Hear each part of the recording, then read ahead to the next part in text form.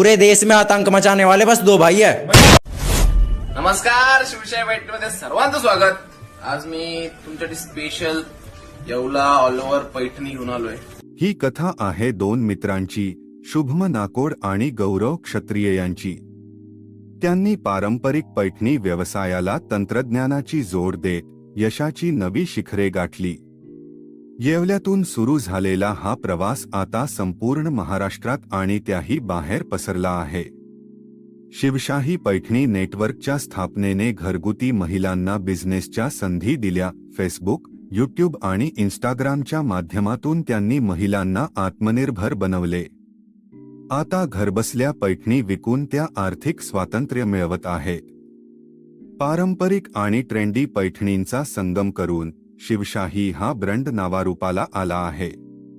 शिवशाही लाडकी बहीण योजना सर्वसामान्य स्त्रियांचे स्वप्न साकारते। आज महाराष्ट्रभर 15 शाखा दिमाखात उभ्या आहेत।